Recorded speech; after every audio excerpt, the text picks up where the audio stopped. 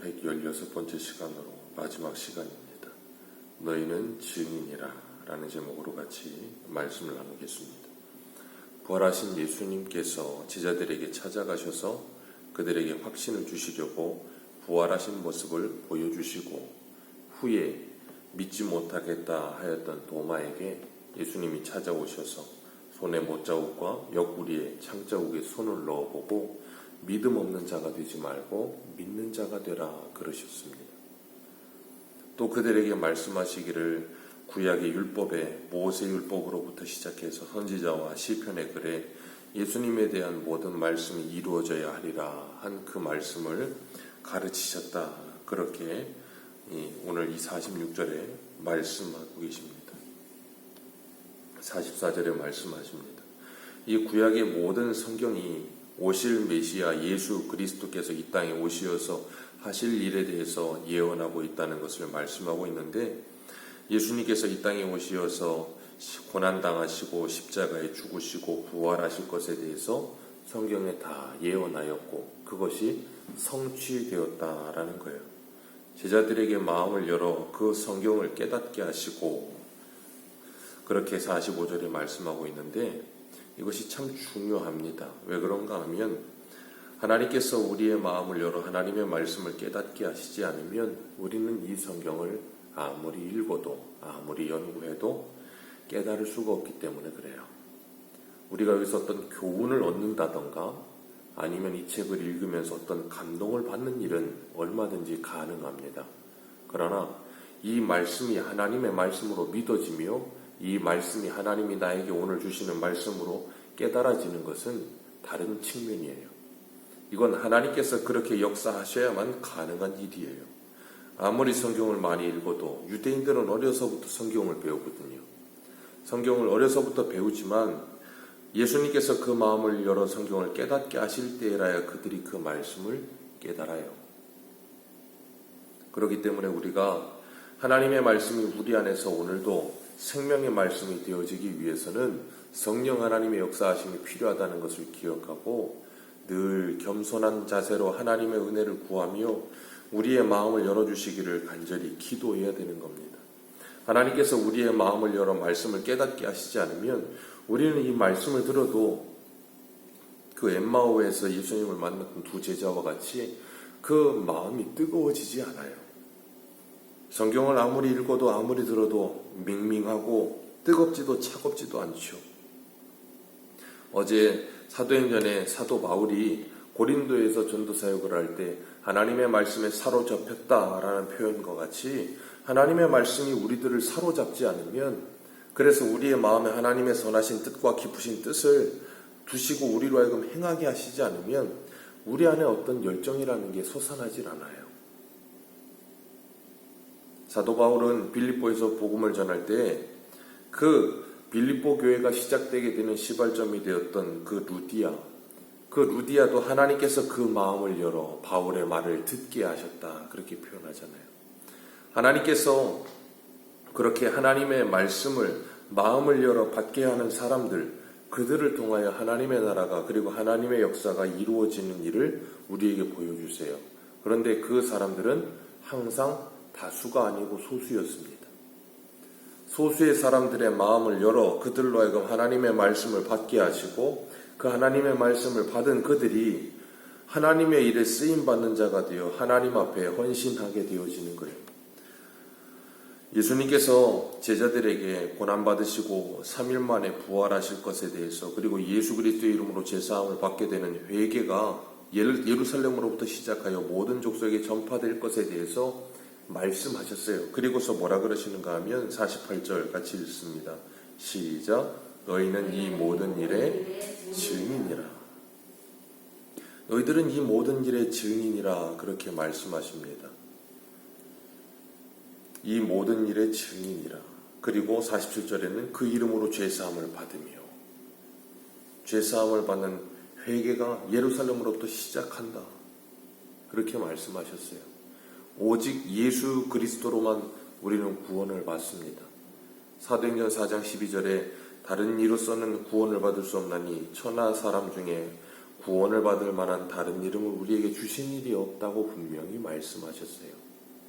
그 예수가 그리스도 되실 때 우리에게 구원이 임하는 것이고 죄사함의 회개가 일어나는 겁니다. 죄사함의 회개가 일어나면 새 사람이 되어지는 거예요. 돌이켜서 새 삶을 사는 겁니다. 그래서 고린도후서 5장 17절에 유명한 그 말씀, 그런즉 누구든지 그리스도 안에 있으면 새로운 피조물이라. 이전 것은 지나갔으니 보라 새 것이 되었도다. 이전 것은 지나간 때로 족합니다. 지나갔어요. 새 것이 되어서 살아야 돼요.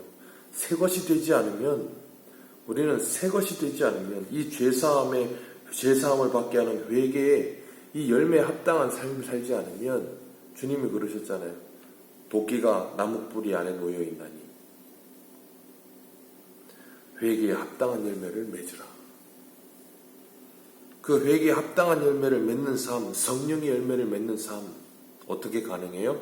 예수 그리스도 안에서 새 사람이 되었을 때, 이전 것은 지나가고 새 것이 되었을 때 가능한 일이에요. 그리고 증인이 되는 일 어떻게 가능합니까? 새 것이 되었을 때, 성령을 받았을 때 가능한 일이에요. 그래서 이 모든 일에 너희들은 증인이라 그렇게 말씀하셨는데, 그러면서 49절에 뭐라 그러세요? 49절 같이 읽습니다. 시작. 볼지어다 내가 내 아버지께서 약속하신 것을 너희에게 보내리니 너희는 위로부터 능력을 입혀질 때까지 이 성에 머물라 하시니라. 우리가 증인으로 산다는 건 예수님이 말씀하신 것처럼 위로부터 능력이 입혀질 때라야 가능해요. 위로부터 능력이 입혀지지 아니하면 불가능합니다. 어느 누구도 이 증인의 삶을 살 수 없고, 어느 누구도 죄사함을 받는 그 예수 그리스도 이름으로 죄사함을 받는다고 하는 회개의 역사가 일어날 수가 없어요. 그래서 이 약속대로 성령께서 오시지요. 사도행전 1장 9절에 보면 이 누가가 누가복음을 썼고 사도행전도 누가가 썼단 말이에요. 누가복음 맨 마지막은 뭘로 맞춰요? 위로부터 능력을 입혀질 때까지 이 성에 머물러 있어라. 그리고 사도행전 1장에서는 제자들에게 40일 동안 가르치시고 승천하시고 그리고서 성령이 임하는 걸로 사도행전이 시작되잖아요. 성령이 임하시게 되면, 그래서 사도행전 1장 9절에는 1장 8절에 오직 너희에게 성령이 임하시면 너희가 권능을 받고 예루살렘과 온 유대와 사마리아 땅끝까지 이르러 내 증인이 되리라. 그래서 중요한 거, 이 부활하신 예수님을 만났어요. 그리고 예수님을 통해서 이 44절과 47절의 말씀처럼 구약에 있는 모든 말씀들을 예수님께서 가르치셨고, 죄사함을 받는 회개에 예수 그리스도의 이름으로 말미암아 구원받는 것이 무엇인지도 가르쳤습니다. 그런 걸 다 배웠어요. 다 들었습니다. 그러나 증인이 되는 건 언제 가능하다고요? 그걸 배워대는 게 아니고 위로부터 능력이 더 입혀져야 가능한 일이에요. 성령이 임하기 전에는 이걸 배우든 듣든 외우든 상관없어요. 증인이 될 수가 없어요. 성령을 받지 아니하면. 그래서 그 성령이 예수님이 말씀하신 대로 오순절날 임하게 되는 거예요. 그 말씀도 구약의 요엘서의 말씀이 성취되는 거예요. 요엘서 2장 28절에 보면 그 후에 내가 내 영을 만민에게 부어주리니 너희 자녀들이 장래일을 말할 것이며 너희 늙은이는 꿈을 꾸며 너희 젊은이는 이상을 볼 것이며 그때 내가 또 내 영을 남종과 여종에게 부어줄 것이라. 그 후에는 예수 그리스도의 십자가의 죽으심과 부활하심 후에는 내가 만민에게 내 영을 부어주리라. 그게 뭐예요? 그때부터 이 세상의 종말이 시작되는 거예요.